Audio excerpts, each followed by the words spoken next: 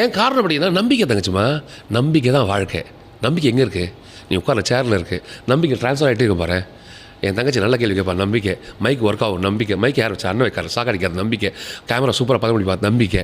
நான் வெளியே போனால் கார் இருக்கும். நம்பிக்கை. காரில் பெட்ரோல் இருக்கும். நம்பிக்கை. வீட்டுக்கு போனால் சோறு இருக்கும். நம்பிக்கை. என் பொண்டாட்டி நான் அழகாக பார்த்துப்போம். நம்பிக்கை. என் பிள்ளை வளர்ந்து பெரிய ஆள். நம்பிக்கை. என் பிள்ளை என்னை பார்த்துப்பான். நம்பிக்கை. நான் எங்கே போனால் நல்லா இருப்பேன். நம்பிக்கை. சந்தோஷம் இருக்கும். நம்பிக்கை. நம்பிக்கை ட்ரான்ஸ்ஃபர் ஆகிட்டே இருக்கும். இந்த நம்பிக்கை நிறைய பேர் கூட சேர்த்துட்டே இருப்போம் பாரு. நான் வீட்டுக்கு போனால் என் தங்கச்சி வீட்டு சோறு போடுவாள். நம்பிக்கை. யாருக்கு நம்பிக்கை இருக்குது? ஏன் நம்பிக்கை உங்கள்கிட்ட ட்ரான்ஸ்ஃபர் பண்ணுறேன். நீ வீட்டுக்கு போனால் அம்மா சோறு செஞ்சுருப்பாங்கடா, வாடா கோப்பேனா அப்படின்னு. இப்போ நம்பிக்கை எங்கே போச்சு?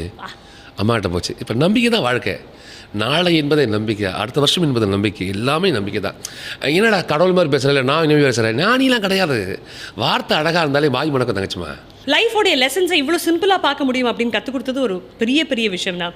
இதை தாண்டி நம்ம கற்றுக்கிற விஷயம், நம்ம பார்க்குற விஷயம், நம்ம உருவாக்குற விஷயம், படிக்கிற விஷயம். நீங்கள் படிக்கிறது இல்லை,